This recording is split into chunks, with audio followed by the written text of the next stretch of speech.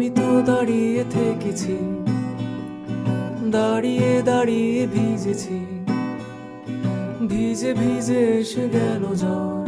রাখলে না তুমি তার যে খবর, জ্বরের কথা তাই থাক, আমায় দেখতে আসনি। আমি যে পুড়েছি রাগিনী, জ্বরের ঘরে 104।